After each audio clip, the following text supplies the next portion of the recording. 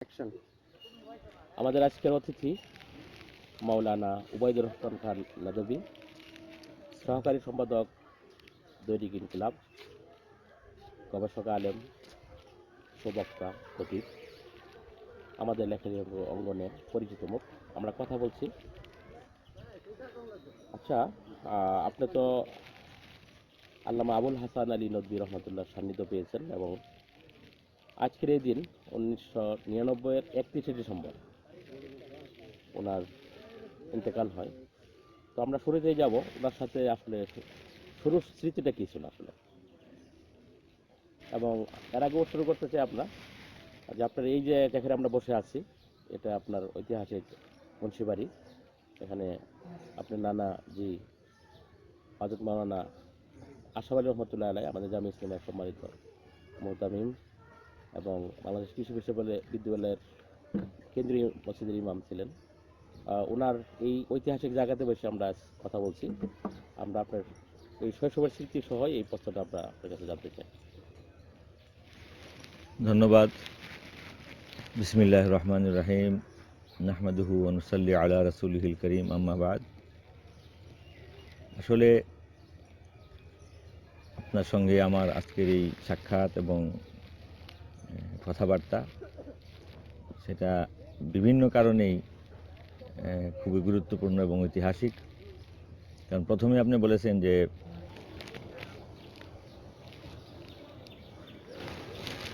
ধন্যবাদ আপনাকে। প্রথমে আমি শুরু করতে চাই বিসমিল্লাহির রহমানির রহিম। নাহমাদুহু ওয়া নুসাল্লি আলা রাসূলিহিল কারীম, আম্মা বাদ। যে জায়গায় আজকে বসেছি আপনার সঙ্গে কথা বলবো, এটা বিভিন্ন কারণেই খুবই গুরুত্বপূর্ণ এবং আপনিও বলেছেন যে ঐতিহাসিক। সত্যিই 1999 সালের 31শে ডিসেম্বর দিনটি ছিল শুক্রবার, যেদিন আমাদের এই চলমান সময় এবং বর্তমান পৃথিবীর শ্রেষ্ঠ ইসলামী চিন্তাবিদ এবং সফল ইসলাম প্রচারক আল্লামা সৈয়দ আবুল হাসান আলী নদভীর ইন্তেকাল করেন। তিনি আমার প্রিয় ব্যক্তিত্ব ছিলেন, পাশাপাশি আমার শিক্ষক ছিলেন। আমি এখন থেকে 31 বছর আগে ওনার সান্নিধ্যে 3 বছর ছিলাম এবং ওনাকে কাছে পাওয়া এবং ওনাকে ধারণ করা, ওনাকে অধ্যয়ন করা, সেটা আমি মনে হয় আমার সাধ্যমতো ভালোভাবেই করতে পেরেছি। তার এই মৃত্যুর তারিখটি কাকতালীয়ভাবেই আজকে মিলে গেছে, যদিও সেটা ছিল শুক্রবার আর বছরের পরিবর্তনে সেটা আজকে শনিবার। আর তার সাথে আমার খণ্ড খণ্ড অনেক স্মৃতি আছে। এর মধ্যে প্রথম স্মৃতি যেটা, উনি যখন বাংলাদেশে তার জীবনে প্রথমবার আসেন, যদিও ওনার প্রবীণ বয়সে তিনি এসেছিলেন, কিন্তু বাংলাদেশের জন্য এটা প্রথম 1984 সালের মার্চে।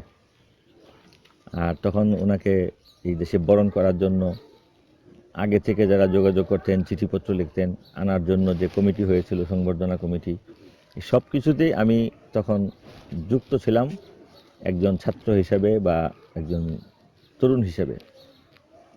এরপর প্রথম যেদিন তিনি ঢাকায় আসেন, তখন প্রথম অভ্যর্থনাটা ঘটনাক্রমে আমার দ্বারা হয়েছে। সংবর্ধনা দেওয়াটাও সেটা খুবই স্মরণীয় একটা ঘটনা। যেদিন তার আসার কথা ছিল সেদিন ঢাকার সমস্ত তাকে যারা জানেন, চিনেন, আলেম ওলামা, বুদ্ধিজীবী সবাই এয়ারপোর্টে গিয়েছিলেন, কিন্তু ওই দিন তার ফ্লাইট মিস হয়, আসেন নাই।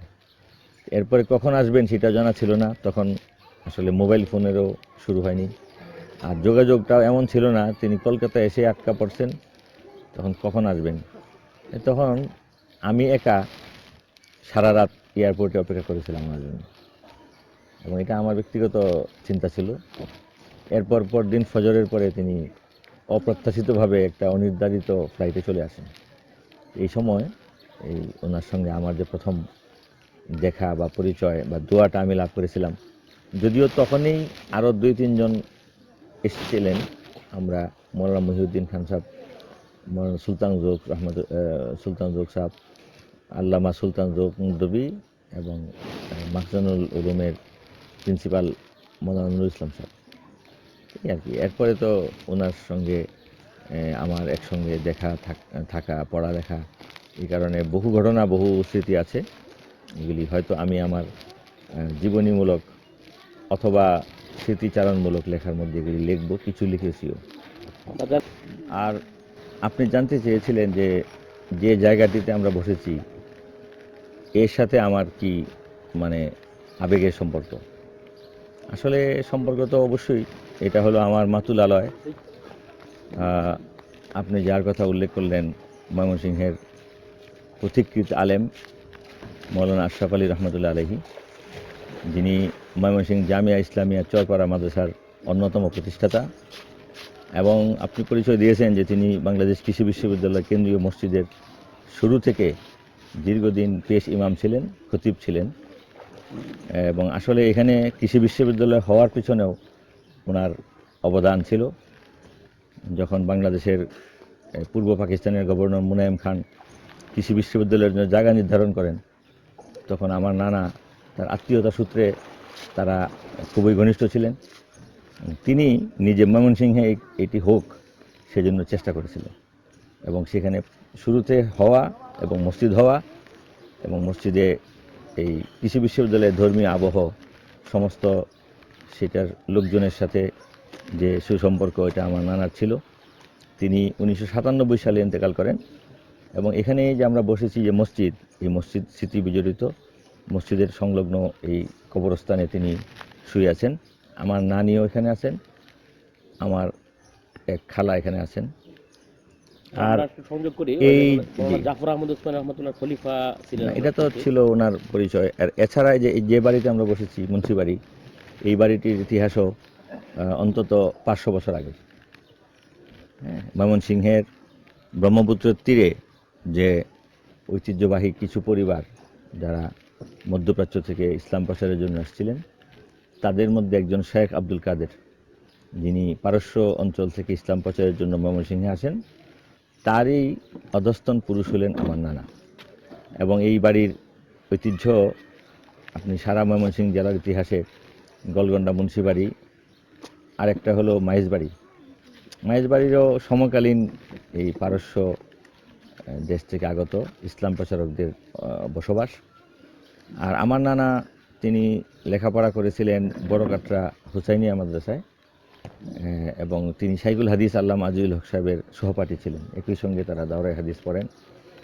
আর নানার পীর এবং প্রধান উস্তাদ ছিলেন মৌলানা জাফর আহমদ উসমানী রহমতুল্লাহ আলহী। মৌলানা উসমানী এক সময় এখানে আসেন ময়মনসিংহ। আসার পর তখন সেই সময়টাতে আমার মা মানে মাত্র সদ্যজাত শিশু। তো এখানে যখন হজরত উসমানী আসেন, তখন আমার নানা ওনাকে বলেন যে আমার এই মেয়েটা হয়েছে, নাম রেখে দেন। তখন আমার মার নাম আল্লামা উসমানী রাখেন মুর্শিদাই আমিনা। এবং এই বাড়িতে আমার শৈশবে মুক্তিযুদ্ধের পর 1-1.5 বছর আমি কন্টিনিউ এখানে ছিলাম। তখন আমি শিশু। প্রথম আমার হাতে খড়ি বা সরেয়া যে পড়ালেখা, সেটা শুরু এখানেই হয়। আমি এই মসজিদের মক্তবেই আলিফ বা তাসার সবক নেই। আর আমি এই গলগন্ডা প্রাথমিক বিদ্যালয়ে শিশু শ্রেণীতে 1 বছর পড়েছি, মানে প্রথম বর্ষের আগে, যেটাকে বলে ওয়ানে ভর্তি হওয়ার আগে 1 বছর আমি পড়েছিলাম। তো এইখানে আমার যে প্রতিভা বা লেখালেখি, চিন্তা ভাবনা, এগুলির সূচনা বা এগুলির একটা বড় অংশ এই এলাকার সাথে, এই মসজিদ, এই পুকুর এবং এই পাশের রেল লাইন, বা এখানের সামান্য দূরে যে ব্রহ্মপুত্র নদ, এগুলির সাথে আমার গভীর সম্পর্ক। এবং আমার ব্যক্তি মানুষ গঠনে এই মুন্সিবাড়ি, গলগন্ডা বা ময়মনসিংহ শহরের বিশেষ অংশগ্রহণ আছে, অবদান আছে। আজকে আমরা এখানে বসতে পেরেছি, এটাও কিন্তু একটা স্মৃতি মুহূর্ত। এই দিনটিও আমার উস্তাদের মৃত্যু দিবস, এবং ময়মনসিংহে বসেছি, কথা বলতেছি, এটাও কিন্তু একটা আলাদা প্রেরণা। তো আমরা উনি যখন আসলেন বাংলাদেশের প্রথম, এরপর জামিয়া এমদিতে একটা অনুষ্ঠান হয়েছিল, বাংলা ভাষার উপর গুরুত্বের সাথে কথা বলেছেন। সেখানে আপনি মানপত্র আরবিতে পড়েছিলেন, এবং এই যে মানপত্র পাঠ এই তরুণ বয়সে, এবং আল্লামা নজরুল রহমতুল্লাহ আপনার প্রতি বিশেষ নজর, এই প্রেক্ষাপটটা আমরা একটু জানতে চাই আসলে কি ছিল আসলে বিষয়টা। আসলে প্রেক্ষাপট কি, আমি তখন মাত্র জামিয়া থেকে দাওরায়ে হাদিস শেষ করে বাইরে যাওয়ার জন্য চেষ্টা করছিলাম। তখন মাসখানেক আমি চট্টগ্রাম পটিয়া মাদ্রাসায়, তখন আল্লামা সুলতান জগনুদ্দীন সেখানে ছিলেন, তখনও দারুল মাআরিফ পড়েন নাই, বের হন নাই। তো ওনার কাছে 1 মাস আমি অবস্থান করি আরবি শেখার জন্য। তো আরবিতে মাসখানেক পরিশ্রম করার পর শেখা এবং বিশেষভাবে একটু জানার কারণে আমার মনে আগ্রহ আসে। আর কিশোরগঞ্জ যখন আল্লামা নদভী আসেন, তখন মাদ্রাসায় বসেই পরামর্শ হয় যে এটা কে লিখবে। তা আমার উপর দায়িত্ব দেওয়া হয়।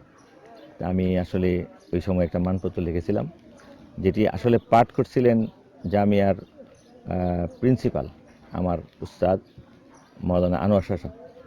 উনি নিজে যেহেতু প্রতিষ্ঠানের প্রধান এবং প্রতিনিধি, তিনি এটা পাঠ করেছিলেন, কিন্তু আমি এটা লিখেছিলাম।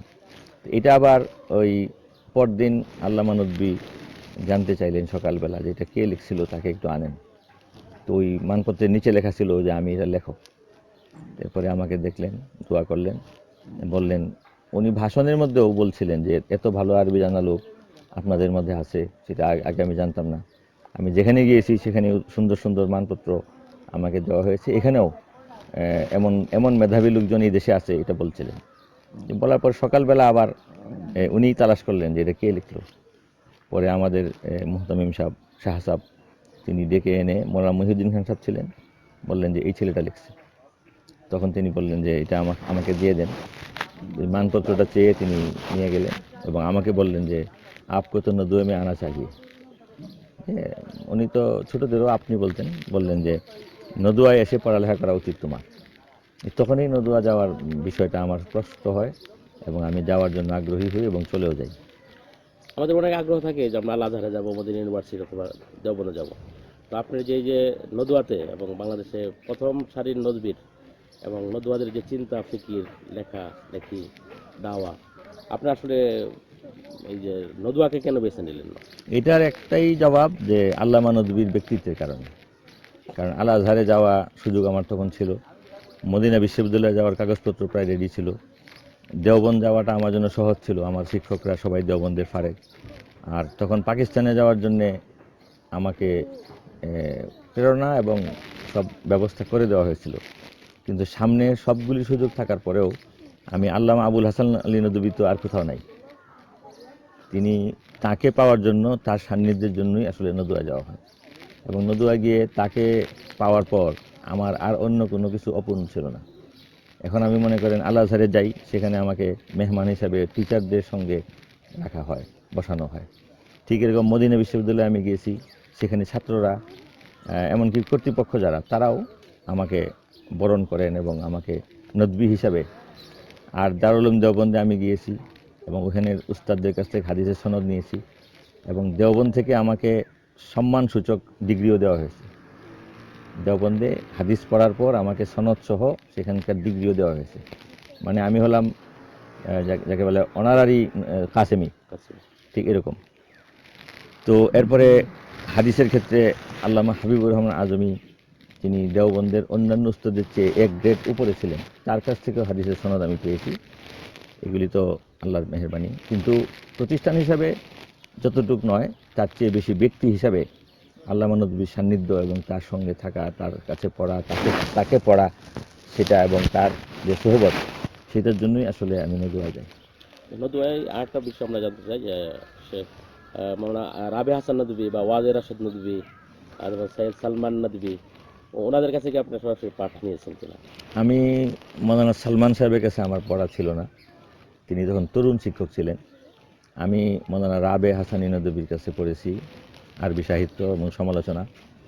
আর মৌলানা ওয়াজে রশিদ নদভী, ওনার কাছে বেশি ক্লাস ছিল। আমি ইসলামী সংস্কৃতি এবং আরবি অনুশীলন, মিডিয়া, এইসব ব্যাপারে ওনার কাছে ক্লাসও করেছি, বেশ ব্যক্তিগতভাবে ওনার কাছে আমি করেছি।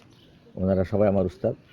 সালমান নদভীর সঙ্গে আমার ক্লাস ছিল না, কিন্তু এমনি আমি ওনার সান্নিধ্যে ছিলাম এবং ওনার সঙ্গে ওনার আন্দোলন, ওনার যে সংগঠন, এগুলির মধ্যে আমি সক্রিয়ভাবে অংশগ্রহণ করেছি। শাবাবুল ইসলাম যেটা। সবার ইসলাম। আচ্ছা, আমরা এই যে আপনার বেড়ে ওঠা, আপনাদের মানে আমরা আপনার আব্বার বিষয়ে একটু জানতে চাই। আসলে আপনার আব্বা তো আসলে কওমি ধারার বেফাকুল মাদ্রাসাতুল আরাবিয়ার একের সাথে বড় কর্মকর্তা ছিলেন এবং আবার সংসদের সদস্যও ছিলেন। অথচ কিশোরগঞ্জের একটা জেলায় থাকার পরে উনি বাংলাদেশের নেতৃত্ব দিয়েছেন বক্তৃতায়, চিন্তা চেতনায়, অগ্রসর চিন্তা ছিলেন। তো আপনাদের প্রত্যেকটা ভাই আসলে উচ্চশিক্ষায় শিক্ষিত সবাই। পরিভাষা পড়ার পর এই যে মানে বেড়ে ওঠা, দেশের বাইরে যাওয়ার সুযোগ, আপনি প্রথম গিয়েছেন পরিবার থেকে আমরা যতটুকু জানি। এরপরে অন্যান্য ভাই আপনার নির্দেশনায় হয়তো উচ্চশিক্ষা অর্জন করেছেন। তা আপনার আব্বার দৃষ্টিভঙ্গি কী ছিল? মাওলানা আতাউর রহমান খান, সাবেক সংসদ সদস্য, দার্শনিক আলেম, ওনার অবদানটা আসলে কী ছিল আপনার ক্ষেত্রে, এবং আপনার অবদান আপনার ভাইদের প্রতি কেমন ছিল আসলে? আসলে আব্বার দৃষ্টিভঙ্গি কী ছিল এটা বাংলাদেশের সকল আলেম জানেন। তিনি একজন ব্যক্তিগতভাবে খুবই বড় দার্শনিক চিন্তাবিদ লোক ছিলেন এবং বড় আলেম ছিলেন, প্রতিভাবান ব্যক্তি ছিলেন। ওনার অনেক গুণ ছিল যেগুলি আলাদা আলাদা বললে অনেক হবে। সবচেয়ে বড় ছিল কি, তিনি দেশ, জাতি এবং উম্মাহ সম্পর্কে চিন্তা করতেন। আলেম ওলামাদের ভবিষ্যৎ, তাদের বিকাশ, তাদের নিরাপত্তা, তাদের যে প্রতিষ্ঠা এবং তাদের যে পূর্ণতা, সেটার ব্যাপারে তার পরিপূর্ণ চিন্তা এবং বড় ধরনের একটা রোডম্যাপ ছিল। সেজন্য উনি নেতা ছিলেন। উনি যদিও কিশোরগঞ্জে থাকতেন, কিন্তু জাতীয় ব্যক্তিত্ব, এবং তিনি কওমি অঙ্গনের লোক, কিন্তু সকল অঙ্গলকে নিয়ে ঐক্যবদ্ধ হওয়ার মতো ভয়েস ওনার ছিল। এবং তিনি তার কাজে সফল ব্যক্তি ছিলেন, সমাজকর্ম করতেন, সমাজে জনপ্রিয় ছিলেন। তার জীবনের 50 বছর তিনি কিশোরগঞ্জের সর্বাপেক্ষা জনপ্রিয় ব্যক্তি। এবং এখনও যদি ওনার নামটাকে দাঁড় করানো হয় ভোটে, তাহলে অন্যান্য দলের চেয়ে উনি বেশি ভোট পাবেন। ওনাকে নমিনেশন দেওয়ার পরেই দল জিতেছিল। ওনাকে নমিনেশন না দেওয়ার কারণে দল 30 বছর যাবৎ পরাজিত। ওনাকে ছাড়া সেখানে একটা মেরুকরণ হবে না রাজনৈতিক। আর উনি আসলে কি ছিলেন, কি ভাবতেন, সেটার বাস্তব দৃষ্টান্ত হলাম আমরা 5 ভাই। আমরা যা, তিনি তাই ছিলেন। আমরা মনে করি যে ওনার চিন্তা এবং স্বপ্নের ফসল আমরা। বিশেষভাবে উনি আমাদেরকে কি গাইড দিয়েছেন তা জানি না, তবে উনি সৎ ছিলেন এবং নির্ভীক ছিলেন, মুত্তাকি ছিলেন শতভাগ, এবং একজন আলেমে দ্বীন বা আল্লাহওয়ালা ব্যক্তি হিসাবে ভিতরে বাইরে যেটুক স্বচ্ছতা থাকা দরকার সেটুকু ওনার ছিল। এবং এর ফসল হিসেবেই আমরা এইভাবে মানুষের কাছে জনপ্রিয়তাও পাচ্ছি এবং কিছু খেদমত করছি। আমরা মনে করি যে আমার আব্বার ঈমান এবং তাকওয়ার কারণে আমাদের এই অবস্থান। আর আমার ব্যক্তিগতভাবে ভাইদের জন্য গাইড কী দেব, আমি নিজেই ব্যস্ত ছিলাম, লেখাপড়া ছিলাম, দেশের বাইরে ছিলাম। এখনও আমি বলতে গেলে অল্প সময়ই আমার পরিবারকে বা আমার দেশকে দিতে পারি। আমি বেশিরভাগ সময়ই মানুষের জন্য। কিন্তু একটা জিনিস আমি করতাম, সেটা হলো যে আব্বার স্বপ্ন যেন আমরা ভঙ্গ না করি, আব্বার আদর্শ এবং চিন্তা যাতে ক্ষুণ্ণ না হয়, সেই দিক দিয়ে চিন্তা করে আমি চলতাম। আর পাশাপাশি আমি নিজে এইভাবে চলার কারণেই আমিই ছিলাম তাদের প্রেরণা। আমার ছোটো ভাইয়েরা নির্বিঘ্নে নিশ্চিন্তে আমাকে অনুসরণ করত। এখনও তারা অনেক বড়, তারা বড় বড় জায়গায় আছে, মনীষী, এক একজন দিকপাল, বলা যায় তরুণদের মধ্যে এক এক দিকে এক একজন শ্রেষ্ঠ। কিন্তু তারা সব কিছু করার সময় বড় ভাইজান কী ভাববে, বা বড় ভাইজানের মান সম্পন্ন হচ্ছে কিনা কাজটা, বা বড় ভাইজানের চিন্তার সঙ্গে এটা মিলে কিনা, সেটা তারা চিন্তা করে। এবং এই আমাদের দেশে একটা কথা আছে যে আগের মানুষটা যেদিকে যায় পিছনের এরাও এমনি যায়। তো আমি বড় ভাই হিসেবে যে দায়িত্বশীলতা এবং পরিবারের প্রতি যে কমিটমেন্ট আমার ছিল, এটাই একটা প্রেরণা। এবং আমার 5 ভাই আব্বাকে তারা আদর্শ হিসাবে মনে করে, আর আমাকে তাদের পথিকৃৎ মনে করে। আমিও আমার ছোট ভাইদেরকে আমার একটা প্রেরণা মনে করি। তারা যা ভাবে বা যা করে সেটাকে আমি অকুণ্ঠভাবে সমর্থন করি। আমাদের যে মানসিক ঐক্য এবং আদর্শিক যে ঐক্য, এটা আমি বলবো বাংলাদেশে নয়, সারা বিশ্বেই বর্তমানে একটা দৃষ্টান্ত। যে একই পরিবারের 5টি ভাই, তারা একই মনন মানসিকতা এবং একই আওয়াজ এবং একই স্বপ্ন, একই লক্ষ্য, এটা কিন্তু খুব কম পাওয়া যাবে। এই জন্য আল্লাহ তাআলার শুকরিয়া আদায় করি। আসলে আপনার সমৃদ্ধ জীবন এবং আমাদের ঈর্ষণীয় জীবন, কর্মমুখর জীবন, দেশে আসার পর শিক্ষকতা তো অবশ্যই আমরা জানি, তো মিডিয়াকে বা লেখালেখিকে বেছে নেওয়া বা শিক্ষকতা কী দিয়ে শুরু করছেন আসলে? আমরা তো এখন জানি আপনি মিডিয়াতে আছেন, শিক্ষকতায় আছেন, বক্তৃতার মঞ্চে আছেন, তারপর কর্মজীবন শুরুটা কীভাবে আসলে? আসলে স্বাভাবিকভাবে মানুষের নেচার হলো যে সে একটি কাজই করতে পারে, বিশেষভাবে একটি কাজই মানুষ করে। আমার ছোটোবেলা থেকেই একটা লোভ বলেন বা একটা টেন্ডেন্সি ছিল যে সব কিছুই করব, তো সব কিছু যদি কেউ করে তাহলে সাধারণভাবে একটা নিয়ম যে আহ, যে master of all Jack for none, যে সব কিছু যে করে সে আসলে কিছুই করতে পারে না। এটা সাধারণ ক্ষেত্রে হয়, কিন্তু আমি সব কিছু করতে চেয়েছি এবং যা যা চেয়েছি তার সব ভালোই করেছি। সাধারণ যারা করে তাদের চাইতে আমি ভালোই করেছি। এই জন্য আমি বিশেষভাবে কি বেছে নিলাম সেটা আমি চিন্তা করি না। শুরুতে একটা জিনিস ভাবতাম যে আমার মধ্যে যেহেতু সাহিত্যিক একটা প্রবণতা আছে, ভাষার সাথে একটা প্রেম আছে, এবং আমি একজন প্রচারক, মানুষকে আমি ইমপ্রেস করতে পারি, কথা বলতে পারি, ভাবতে পারি, লিখতে পারি, বলতেও পারি। এইটার জন্য মিডিয়াকে আমি বেছে নিয়েছিলাম। আর মিডিয়ার মধ্যে একটা অভাব বোধ ছিল আমাদের, যে আমাদের লাইনে মিডিয়া কম এবং মিডিয়া শক্তিশালী একটা বিষয়, এখানে আমি কি করব। তখন আমি মিডিয়াতে আসি। মিডিয়ার পাশাপাশি আমি কিন্তু বৃহত্তর ধর্মীয় মিডিয়াটাকেও ভুলি নাই। জুমার নামাজ পড়াতাম 15 বছর। এখন আমি শুক্রবারগুলি ব্যস্ত থাকি, এই জন্য জুমা ছেড়ে দিয়েছি। কিন্তু এখনও ঢাকায় আপনার 10টা মসজিদ এমন আছে যেখানে আমি গেলেই আমি জুমা পড়াই, আমার বন্ধুবান্ধব বা ছাত্ররা আছেন। তো দেশ বিদেশেও যখনই আমি জুমার সময় কোথাও থাকি তখন জুমার নামাজ পড়াই। এটা একটা বিশাল মিডিয়া। এরপরে ধরেন ওয়াজ মাহফিল বা ইসলামী সম্মেলন যেগুলি এই দেশে হয়, আমি তো এটার লোক না, কিন্তু গত কয়েক বছর যাবৎ দেশে আমি একজন নন্দিত বক্তা।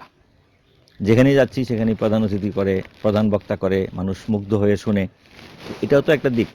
আমি শুধু বক্তৃতা করতে যদি চেষ্টা করতাম এবং এখানে পৌঁছতাম তাহলে মনে হইতো যে আমি সফল, কিন্তু আমি তো এক লাইনে চেষ্টা করিনি। আমি বাংলাদেশের বড় সব মাদ্রাসায় গেলে তাদের দাবি থাকে যেন আমি পড়াই। কদিনকে সিলেটে এক বড় মাদ্রাসায় গেলাম, ওখানে দাওরার এক সবক পড়াই দিল। হাটহাজারিতে, চট্টগ্রামে বা বাংলাদেশের যে কোনো জায়গায়, রংপুরে, বগুড়ায় আমি গেলে তারা মনে করেন যে একটা সবক আমার কাছে পড়বে। ঠিক এরকম আমি নিজে নিয়মিতভাবে যাত্রাবাড়ি মাদ্রাসায়, ফরিদাবাদ মাদ্রাসায়, মার্কাজুদ দাওয়ায় এবং আরও কয়েকটি জায়গায় যেখানে আমি যাই সেখানে তাখাসুসের ছেলেরা, ইফতার যারা ছাত্র, হাদিসের যারা ছাত্র, আদবের যারা ছাত্র, তারা একসঙ্গে জমা হয়ে এবং একটা ক্লাস আমি করি। সেটা সপ্তাহে হোক, মাসে হোক, অনেক জায়গায় বছরে একবার হলেও পড়াই। তো এই যে শিক্ষকতা বলেন, শুরুতে আমি প্রধানত শিক্ষকই ছিলাম। 5 বছর দারুল মাআরিফে আমি সিনিয়র শিক্ষক ছিলাম, শিক্ষা সচিব ছিলাম, এবং ওই মাদ্রাসার সূচনা লগ্নে যে প্রস্তুতি পর্ব সেটা যোগ সাহেবের সঙ্গে সহায়ক হিসাবে আমরা ছিলাম। এরপরে এখনও আমি দেশের বাইরে কোথাও গেলে অনানুষ্ঠানিকভাবে কোথাও কোথাও আমি অতিথি অধ্যাপক হিসাবে লেকচার দিই। তো এই যে পড়ানো, বক্তৃতা করা, জুমার নামাজ পড়ানো বা ইসলামী সংগঠনে বিভিন্ন জায়গায় যাওয়া, বসা, উপদেষ্টা বা সদস্য হিসাবে, পাশাপাশি মিডিয়া, আমি রিপোর্টিংয়েও কাজ করি, রিপোর্ট করতে পারি। আমি সম্পাদকীয়, উপসম্পাদকীয় লিখি, আমি প্রবন্ধ নিবন্ধ লিখি, এবং দেশের অনেকগুলি মাসিক ইসলামী পত্রিকা আমি নেপথ্যে পরিচালনাও করি। এই সবগুলি কাজ আসলে কি এটা আমি বলবো না, কিন্তু আমার মনে হয় যে আমি ব্যক্তিগতভাবে একটি পেশা বা একটি কাজের জন্য প্রস্তুত না। আমি অনেক কাজ করি এবং ভালোই করি। আমি বই লিখলাম, আমার যে বইগুলি বাজারে আছে পাঠকরা তো ভালোই বলেন। তো আসলে জেনারেল শিক্ষিত লোকজন শুধু অধ্যাপক হয়, শুধু শিক্ষক হয়, শুধু লেখক হয়, শুধু সাংবাদিক হয়। আর আমাদের যারা ইসলামী লাইনে কাজ করি, আমাদেরকে আল্লাহ তাআলা আসলে কমপক্ষে 10 জন লোকের সমান কর্মক্ষমতা দেন। আমরা যে কঠোর পরিশ্রম করি এবং বিভিন্ন লাইনে যে কাজগুলি করি, সবগুলির মধ্যেই এভারেজ উৎকর্ষ আছে মনে করা যায়। মানুষ মনেও করে যে আমি লেখক, আবার আমি সাংবাদিক, আবার আমি খতিব, আমি আবার শিক্ষক, আমি আবার আলেম। এই বিষয়গুলি কিন্তু আল্লাহর দান। আমি বলবো যে এই শক্তিটা আমার মধ্যে আছে বলেই আমি চেষ্টা করি। আসলে আমি কি সেটা আমি নিজেও জানি না, এবং আমি আসলে কোন পেশায় গেলে ভালো করতাম বা সফল হতাম সেটাও আমি জানি না। যদি এই জীবনটাকে সফল বলা যায় তাহলে মনে হয় আমি সফল। আচ্ছা, আপনার ওই সাপ্তাহিক, মাসিক, দৈনিক, এখন আমরা জানি যে দৈনিক ক্লাব আছেন এবং আমাদের মদিনা ভবনে যে ছিলেন, আসলে মিডিয়ার ক্ষেত্রে কাজ করার যে এই যে আপনার দীর্ঘ অভিজ্ঞতা, আমাদের জানা মতে বাংলাদেশের এককভাবে কোনো আলেমের নাই, যারা মিডিয়াতে আছেন আবার অন্যান্য লাইনে আছেন। তো তরুণরা মিডিয়াতে আসতে যাচ্ছে এবং কিছু কিছু কাজ করছে, কিছু আমাদের ত্রুটিও আছে। আপনি তো অনেকগুলো টিভি চ্যানেলেও কথা বলেন। তো আসলে আমাদের তরুণদেরকে কীভাবে আগে যাওয়া উচিত আসলে আপনার অভিজ্ঞতায় এবং তরুণদের তিনটা জিনিস প্রধানত লাগবে। একটা হলো কঠিন ইচ্ছা শক্তি। কেউ যদি ইচ্ছা করে তাইলে সে পারতে পারে, ইচ্ছা না করলে সে পারবে না। প্রথম হলো ইচ্ছা করা, কঠিন ইচ্ছা। দ্বিতীয়ত হলো যোগ্যতা, এর কোনো বিকল্প নেই। নিজে শুদ্ধ হইতে হবে, লেখা বলা পাঠ থাকতে হবে, বিচিত্র পাঠ, এবং প্রস্তুতিটা যদি শক্ত হয়। পরে হলো আপনার কারিগরি দক্ষতা। কারিগরি অর্থ টেকনিক্যাল কারিগরি না, এটা হলো আপনার এগিয়ে যাওয়ার যে আচরণ, সম্পর্ক রাখা, কোথাও যাওয়া, নিজেকে উপস্থাপন করা এবং নাছোড়বান্দা হিসেবে লেগে থাকা। এই তিনটা জিনিস লাগে: দৃঢ় ইচ্ছাশক্তি, যোগ্যতা এবং প্রস্তুতি, আর একটা হলো নিজেকে ব্যবহার করার জন্য নেশা। এই তিনটা জিনিস থাকলে তরুণরা অগ্রসর হতে পারবে। আচ্ছা, আপনারা দেখি যে আপনি আলেম ওলামা, সর্বস্তর শীর্ষ ওলামা কেরাম এবং সাধারণ শিক্ষিত মানুষ যারা আছে, এই সমন্বয় আপনি করতে পারেন। যেটা আবুল হাসান নদভী রহমতুল্লাহ আলাই, মানে এই যে একটা দূরত্ব, মানে মানে আমাদের মাঝে এবং সাধারণ শিক্ষিত মানুষের মাঝে, আলেম ওলামাদের মাঝে আসলে দূরত্বের কারণগুলো কি, এবং আমরা আসলে কীভাবে কাছাকাছি আসতে পারি? তো আমরা একই দেশের মানুষ, একই ভাষার মানুষ, মানে আমরা কীভাবে আরও কাছে, একটা দূরত্ব মনে হয় আছে যে কেউ শাপলা, কেউ শাহবাগ, কেউ হয়তো মোল্লা, কেউ মিস্টার। আসলে কীভাবে কাছে আসতে পারি, আপনার চিন্তা ভাবনা কি এক্ষেত্রে? আপনি কখনো কি উদ্যোগ আপনার নিয়েছেন? প্রশ্নের মধ্যে একটা জবাব আছে যে কাছে আসা। এক হয়ে যেতে পারি বলেন না আপনি, এবং এক হয়ে যাওয়া যাবে না, এক হওয়া সম্ভব না। কাছে আসা, কাছে আসাটা আসলে কি, আমাদের শিক্ষিত লোকজন অনেকে শুধু ওয়ান সাইডেড এডুকেটেড। তারা শিক্ষিত বটে, কিন্তু ইসলাম সম্পর্কে তারা মুঠেও জানেন না। আর ইসলামী ব্যক্তি যারা আলেম ওলামা, তারাও কিন্তু একমুখী শিক্ষিত। তারা তাদের শিক্ষার বাইরে এই পরিবেশ, সমাজ এবং তার সমকালীন মানুষের সাইকোলজি সম্পর্কে জানেন না।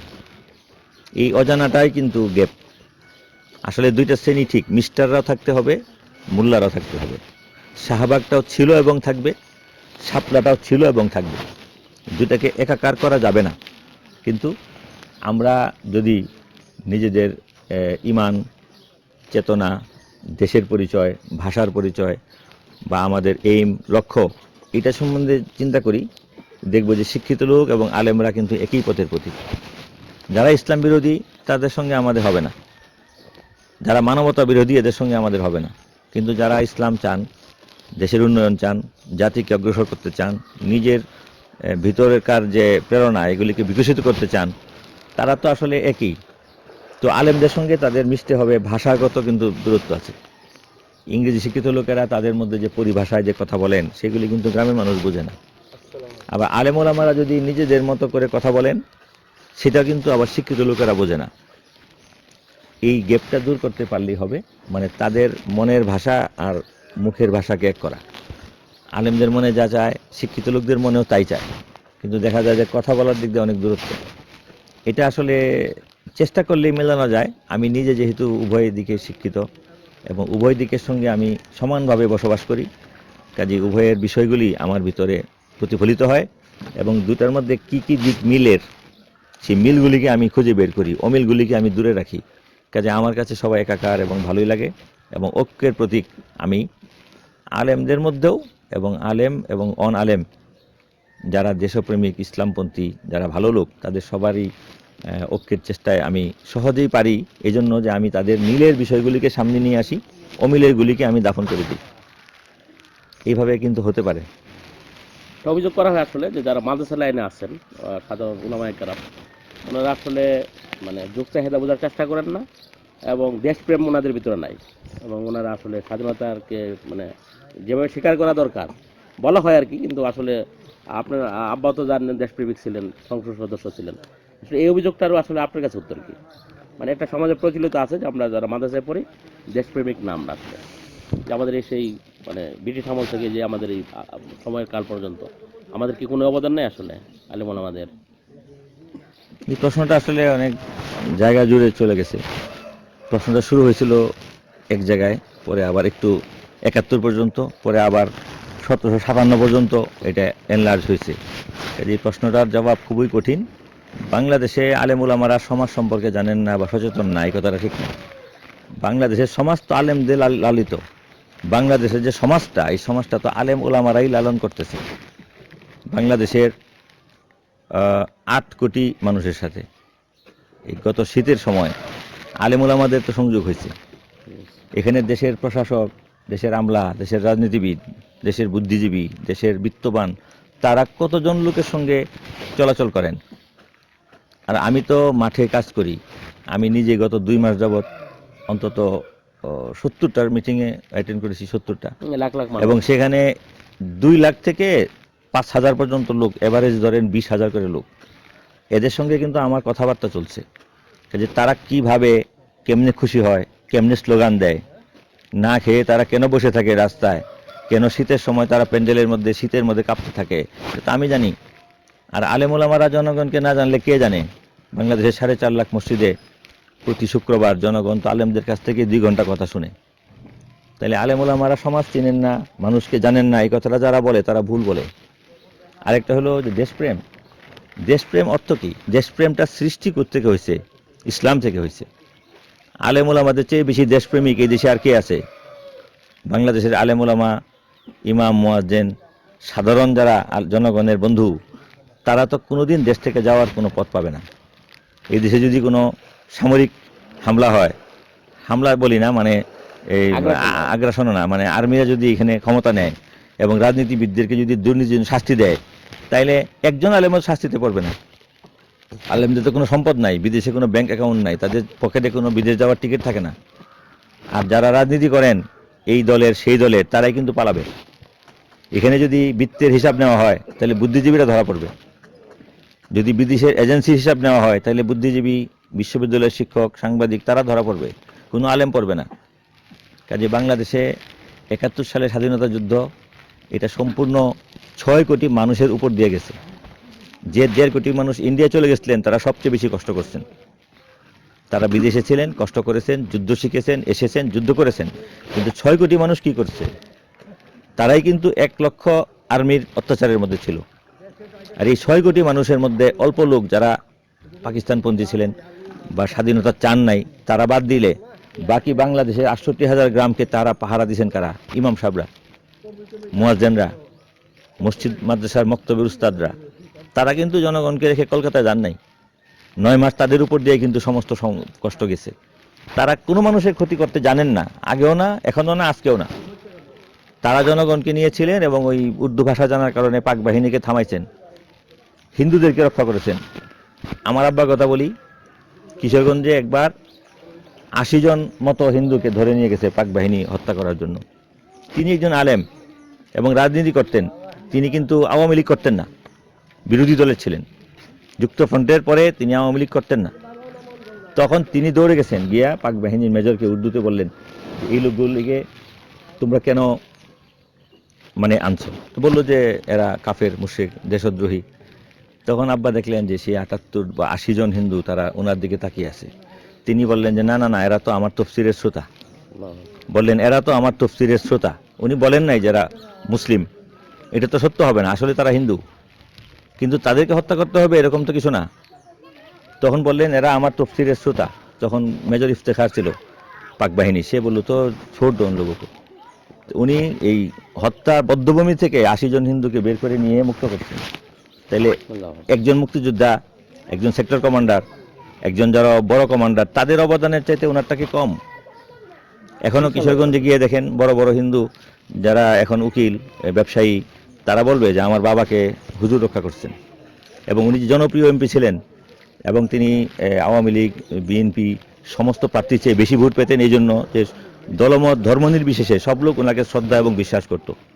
কাজেই আলেমুল আমাদের দেশপ্রেমের সম্পর্কে কথা যারা বলে, তারা জানেই না দেশপ্রেম কি। 1757 সালে যখন এই দেশ ব্রিটিশের হাতে চলে যায়, এরপরে 190 বছর স্বাধীনতা অর্জনের সংগ্রামটা কারা করলেন?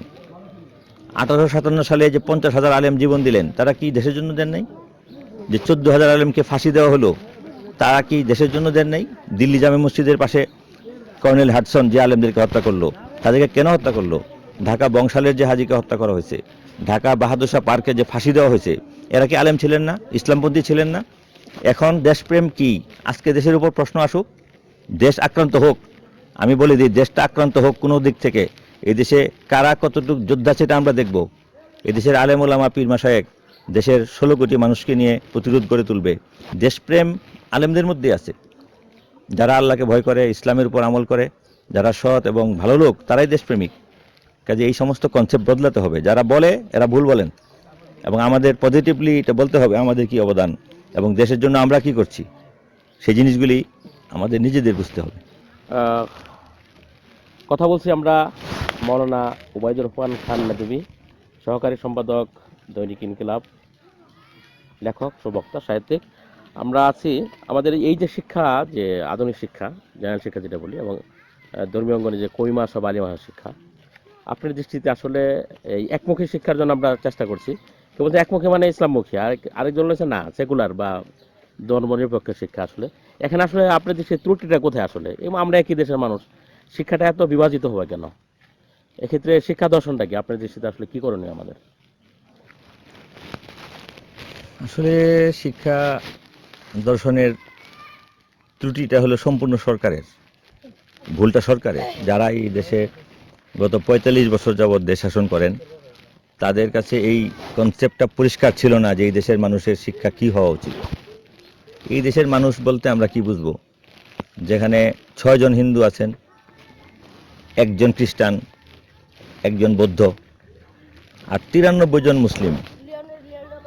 তাইলে যেহেতু মিশ্র সমাজ, বিভিন্ন দল, তাইলে কি এখানে ধর্ম শেখানো যাবে না? যেহেতু বিভিন্ন ধর্মের লোক এখানে থাকে, তাইলে ৯৩টা ছেলে তারা মুসলমান হওয়ার জন্য জরুরি যে শিক্ষা, কোরআন পড়া, কোরআন বোঝা, নামাজ, রোজা, হজ, যাকাত, পবিত্রতা, পরিচ্ছন্নতা, এগুলি থেকে বঞ্চিত থাকবে, এই ধারণাটা কেন আসলো? যদি ৯৩ ভাগ মুসলমানের উপযুক্ত শিক্ষা এখানে থাকে, অন্য ধর্মের এরা এটা পড়বে না। জেনারেল শিক্ষাগুলি সবাই গ্রহণ করবে, কিন্তু ধর্মীয় শিক্ষাটা আলাদাভাবে গ্রহণ করবে। তাইলে তো একমুখী হইলেই চলে। এখন আপনি বলেন যে আমি একমুখী শিক্ষা করব, কিন্তু হেফজখানা থাকবে না, নামাজ শেখানো হবে না, 1 থেকে MA পর্যন্ত পড়বে, কিন্তু সে সূরা ফাতিহা জানবে না, সে জানাজা পড়তে জানবে না, নিজে ইমাম হইতে পারবে না, কুরআন শরীফের অর্থই বুঝবে না, হাদিসের সঙ্গে পরিচিতই হবে না। তাইলে একমুখী শিক্ষা কেমনে হয়? আপনি যদি বলেন যে এখানে সব লোক আসছে, এক ধরনের খাবার আমরা দিব, তাইলে তো গরু জব করলে তো হিন্দু খেতে পারবে না, আর শুয়োর জব করলে তো আমরা খেতে পারবো না। তাইলে একরকম খানা কেমনে হবে? যে মেহমানরা আসবে তাদের জন্য ভালো ভালো খাবার আলাদাভাবে দিতে হবে, এটাই নিয়ম।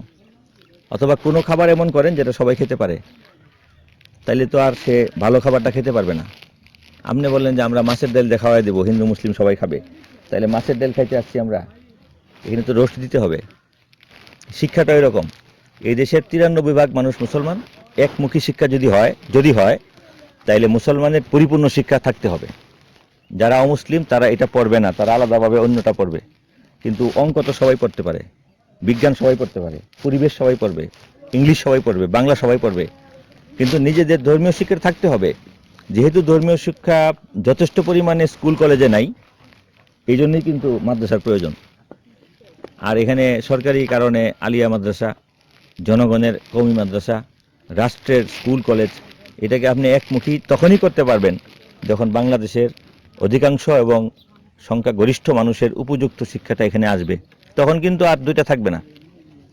আরব দেশগুলিতে একই শিক্ষা, আপনার ইউরোপের বড় বড় দেশে একই শিক্ষা, কিন্তু ভারতে এক শিক্ষা না। কারণ এটা একটা কালারফুল এবং বিভিন্ন জাতির মিশ্রণ। সেখানে সাধারণ শিক্ষা আছে, দেওবন্দ মাদ্রাসা আলাদা আছে, আলিগড় তার বৈশিষ্ট্য আছে, বেনারস হিন্দু ইউনিভার্সিটি আলাদাভাবে আছে, এবং অল্টারনেটিভ শিক্ষার জন্য সেখানে যত মানুষ তাদের প্রয়োজনীয় শিক্ষা তারা আলাদাভাবে নিতে পারে। বেসিক শিক্ষাটা এক।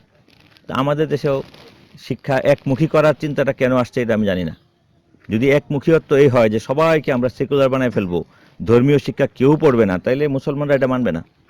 ৯৭ ভাগ মানুষ, ৯৩ ভাগ মানুষ, তাদের শিক্ষাটা কিন্তু চিন্তা করে করতে হবে। যদি স্কুল কলেজে পড়ার পরে একটা মানুষ মুসলমান হয়ে যায়, সে পরহেজগার একজন ডাক্তার হয়, ইঞ্জিনিয়ার হয়, তাহলে তো কোনো সমস্যা নাই।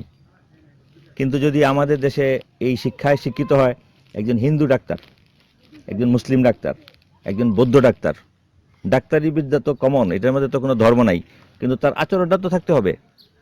এই আচরণটা যদি আপনার স্কুল কলেজে ঢোকান, তাইলে তো আর মাদ্রাসা শিক্ষার দরকার হয় না। স্পেশালাইজড কিছু মাদ্রাসা থাকবে আলেম হওয়ার জন্য। কিন্তু আমাদের সমস্যা এই যে একটা ছেলে যদি 1 থেকে MA পর্যন্ত পড়ে, তাহলে পিতামাতার সঙ্গে কি করতে হবে আচরণ সেটা সে জানবে না, ধর্মীয় জীবনটা তার সঙ্গে একদম মিশবেই না। তখন এই জন্যই সে আলাদাভাবে বক্তব্য পড়তে হয়, আলাদাভাবে মাদ্রাসায় যেতে হয়, আলাদাভাবে নুরানি ট্রেনিং দিতে হয়, মসজিদে বসে আবার তাকে তালিম দিতে হয়, এবং বুড়ো হলেও তাকে তাবলিগে পাঠায় ইসলাম শেখাইতে হয়। তা আমাদের শিক্ষা ব্যবস্থায় যদি এই জিনিসটা না থাকে তাহলে তো বাইরে আরেকটা শিক্ষা থাকবেই। যদি এই শিক্ষার মধ্যে সব দেন তাহলে তো সব প্রতিষ্ঠান এক হয়ে যায়, কিন্তু আপনি সব বাদ দিয়ে এক করবেন কেমনে? সবগুলিকে সংমিশ্রণ করে এক করা যাবে। একমুখী শিক্ষা ব্যবস্থার জন্য একটা দক্ষ শিক্ষা মন্ত্রণালয় দরকার, একজন জ্ঞানী, সব দিকে শিক্ষিত, জাতি সম্পর্কে সংস্কৃতি সম্পর্কে জানে এরকম শিক্ষামন্ত্রী দরকার। আর আমাদের দেশে যারা মন্ত্রী হন, সরকারে যারা যান, বুদ্ধিজীবী যারা হন, তারা সবাই একমুখী শিক্ষিত, ধর্ম সম্পর্কে তাদের কোনো ধারণা নাই। অতএব এই সমস্যাটা হচ্ছে। আর শিক্ষা বিভিন্নতা আছেই, এই দেশে থাকবে। আপনি সব শিক্ষার প্রয়োজন যদি শিক্ষা নীতির মধ্যে না ঢোকান, আপনার একটা প্রতিষ্ঠানে যদি সবার খোরাক না থাকে তাহলে সব মানুষ একটা কেন আসবে? যেহেতু আপনার এখানে খোরাক নাই, এই জন্য বিভিন্ন শিক্ষা হচ্ছে। এই বিভিন্ন শিক্ষা হওয়া কোনো দোষ না। এই সরকার বা বিগত সরকার চাচ্ছে যে আসলে সবাইকে নিয়েই করবে, কিন্তু কমি বারাসা যেটা আছে ওনারা কোনোভাবেই মানে আসলে যেতে চান না, যা ওনারা সংস্কার করতে চান, উন্নয়ন করতে চান, বা ওনাদের অবস্থানে রাখতে চান, সনদের স্বীকৃতি দিতে চান। তো ওনারা একটু মানে সরকারের সাথে কেন অসহযোগিতা করে, আসলে এরকম একটা অভিযোগ আছে। মানে যারা কমি আসা, এটা আসলে আপনি আসলে মানে এটার সমন্বয়টা কিভাবে করবেন? সময় এটা তো সন্দেহ বটেই। সংশয় হয়, এখন সংশয় এখন পরস্পরে। একজন অযোগ্য অদক্ষ লোক যদি বলে যে আপনার চোখ অপারেশন করবে বা আপনার হার্ট অপারেশন করবে, একজন অযোগ্য লোক বলতেছে, আপনি কি দিবেন? আপনি কি শুয়ে পড়বেন তার সামনে যে তুমি আমাকে কাটো? তাহলে আমাদের কওমি মাদ্রাসার মধ্যে যে যে এরিস্ট্রিকেট শিক্ষা, যে রিজার্ভ শিক্ষাটা আমরা করি, এটা যদি একজন নাস্তিক মন্ত্রী বলে যে আনেন কওমি মাদ্রাসার শিক্ষা আমি সংস্কার করে দেব, একটা গভর্নমেন্ট, সে নিজে সেকুলার, সে নিজে সমাজতন্ত্রী, তার মধ্যে বিভিন্ন ধর্মের লোকজন আছে, তাদের নিজস্ব কোনো আদর্শ নাই, তারা তাদের কনসেপ্ট পরিষ্কার না, তারা বলে যে মাদ্রাসাগুলি আমাদের কাছে আনো, আমরা ঠিক করে দেব, আপনি কি দিবেন? ইসলামী শিক্ষাটা তো আমরা রক্ষা করি, আমরা স্যাটিসফাইড না। গভর্নমেন্ট আমাদেরকে নিয়ে যা করবে সেটার ব্যাপারে আমরা স্যাটিসফাইড না, এই জন্য আলেমরা যায় না। আলেমরা সহযোগিতা করে না, এই কথাটা ঠিক না। আলেমদেরকে তাদের লাইনে রেখে সহযোগিতা নেওয়ার যোগ্যতা গভর্নমেন্টে থাকতে হবে। গভর্নমেন্টের মধ্যে এমন কোনো লোক কি আছে যে আলেমদের ভাষা বুঝে, আলেমদের সঙ্গে বসে আলাপ করবে, এরকম কোনো লোক গভর্নমেন্টে আছে? এমন লোক যদি গভর্নমেন্টে থাকতো তাহলে আলেমদের সঙ্গে আলাপ করতে পারত। আলাপ করার জন্য তো একটা যোগ্যতা লাগে। গভর্নমেন্টকে আলেমরা সাহায্য করেন না, এই কথাটা ঠিক না। আলেমদের সহযোগিতা নেওয়ার যোগ্যতা গভর্নমেন্টের নেই, এটা বলেন। তো আমরা অন্য একটা প্রসঙ্গে আসছি। এই যে আপনার লেখালেখি, ওয়াজ, দর্স, তাদরিস, এটা আসলে আমাদের সমাজ বদলানোর কথা বলা হচ্ছে। বদলে যাও, সবাই পরিবর্তনের কথা বলছে, চেঞ্জের কথা বলছে, এবং 21 শতকে সবাই বদলে যাচ্ছে আর কি। আমাদের এই যে 31st নাইট শুরু হয়, বা আমাদের কালচারালভাবে অনেক কিছু আগ্রাসন, আমরা বদলে যাচ্ছি আসলে। তো আপনি একজন এই বহুমাত্রিক প্রতিভার মানুষ হয়ে আসলে কোনটাকে সমাজের জন্য বেশি প্রয়োজন মনে করেন? লেখালেখি, আমাদের মাদ্রাসা শিক্ষা, অথবা বক্তৃতা আপনার দেখেন, অভিজ্ঞতা আসলে কোনটা মনে করেন যে বলা হয় বদলে যাও, বদলে যাচ্ছি, বদলে তো যাচ্ছে, কিন্তু কেমনে বদলে যাচ্ছে সে দেখেন। আমাদের দেশে যুবকদেরকে খারাপ করার জন্য মাদকের সয়লাব, অশ্লীলতা, নগ্নতা, অনলাইনে, ইন্টারনেটে, ভিডিওতে ভরপুর। কিন্তু আমাদের দেশের সমস্ত ছেলে কি খারাপ হয়ে গেছে? কেউ খারাপ হয় নাই। খারাপের যত চেষ্টা, এদিকে হয়তো 2% যাচ্ছে, আর 98% কিন্তু ভালো হচ্ছে। সমাজ বদলে যাচ্ছে। গত 10 বছরের হিসাব করেন, বোরকা কতগুলি বাড়ছে এই দেশে। ইউনিভার্সিটি কলেজে আমাদের ছেলেরা, আমাদের মেয়েরা, তারা টুপি, নামাজ, তাবলিগে যাওয়া, ইসলামী বইপত্র পড়া, হিজাব ব্যবহার করা, নেকাব ব্যবহার করা, চরিত্রের পক্ষে থাকা, এবং শিক্ষিত সমাজ, যারা সরকারি বেসরকারি ক্ষেত্রে, তাদের মধ্যে যে ধর্মীয় যে পরিবর্তন, জুমার নামাজে যে ছেলেদের যে বৃদ্ধি, প্রতিটা নামাজে যে মানুষের সংখ্যা, এবং আপনার ওই যে শবে বরাত, শবে কদর, ঈদের সময়, রমজানের তারাবির সময় যে মানুষের যে বিপুলভাবে ধর্মের দিকে যে যাওয়া, এটাই তো বদলে যাচ্ছে। সমাজ বদলে যাচ্ছে। বদলে কোন দিকে যাচ্ছে? ইসলামের দিকে আসতেছে, শান্তির দিকে আসতেছে, এবং বাবা মা যেটা চায়, গার্জিয়ান, সেটার দিকে আসতেছে। এই পরিবর্তনটা তো আমরাই করি। আজকে ইসলামের জন্য এই শীতের 6 মাস বাংলাদেশে কয় লক্ষ সমাবেশ হয়েছে আপনি খবর নিয়ে দেখেন। এই ময়মনসিংহ শহরে প্রতি রাত্রে 2 থেকে 3টা ইসলামী সম্মেলন হয়, মাগরিব থেকে রাত 2টা পর্যন্ত মাইকে কথা বলতেই থাকে, মানুষ শুনে। এটা কি একটা পরিবর্তন না? আর যে পরিবর্তনটা হচ্ছে এটা কিন্তু নর্মালি হচ্ছে। মানুষ বিশ্ববিদ্যালয়ের শিক্ষকরা তাদের সাবজেক্টের উপর কি বক্তৃতা করে? বুদ্ধিজীবীরা কি সম্মেলন করে? সাংবাদিকরা কি এখানে মিটিং করে? তারা তাদের পেশার কাজ করেন, তারা লেখেন। কিন্তু আলেমরা তো ফিল্ডের মধ্যে 24 ঘন্টা কাজ করতেছে। মসজিদে ঢুকলেই তো তালিম, আপনার জুমার নামাজে গেলেই তো বয়ান। কাজেই এই এই জিনিসগুলি বুঝতে হবে। আর মাধ্যম হিসাবে সবগুলি সমান। আপনি এক ব্যক্তি সব জায়গায় কিন্তু টাচ করতে পারবে না। আপনি এক জায়গায় ভাইটাল টাচ দিতেছেন, আরেক জায়গায় ক্ষুদ্র মেহনত, মক্তব চলছে, মাদ্রাসা চলছে, আজান চলছে, ঘরোয়া তালিম চলছে, ব্যক্তিগত সাক্ষাৎ চলছে, ইসলামী কনফারেন্স চলছে, মিডিয়া চলছে, ইসলামী বইপত্র চলছে, পত্রিকা চলছে, অনলাইন চলছে। সবগুলির দ্বারাই মানুষের মধ্যে ইসলামের সম্বন্ধে আগ্রহ এবং জ্ঞানের প্রসার হচ্ছে, এবং সমাজ পরিবর্তনে সবার মিলিত অবদানই বেশি, এককভাবে কারো না।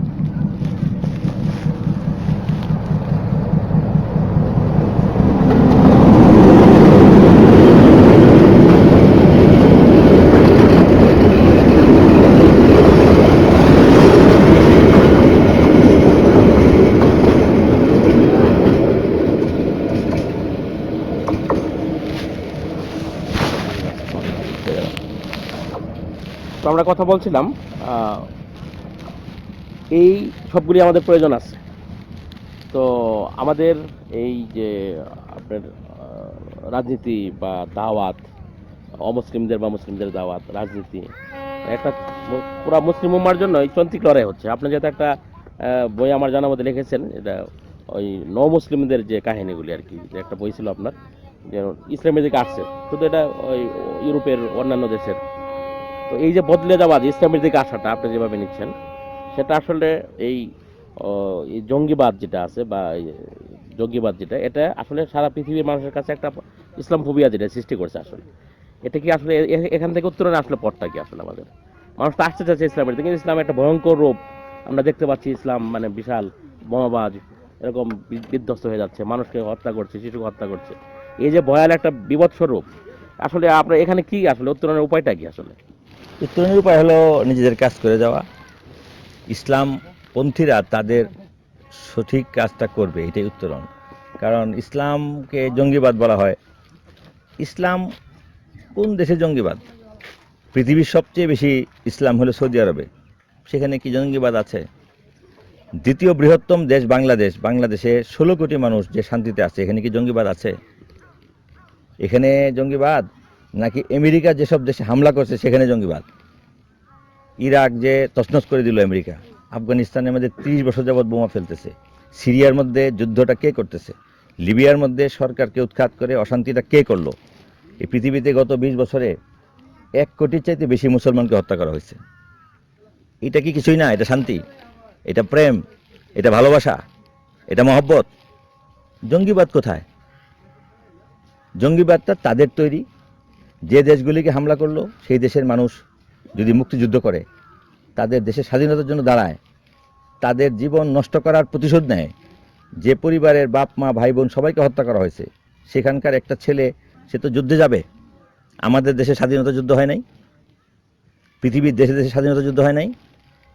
যে মুসলিম দেশে আপনারা হামলা করবেন সেখানে যদি স্বাধীনতা যুদ্ধ হয়, তাহলে এটা জঙ্গিবাদ। আর বাংলাদেশে জঙ্গিবাদ কই?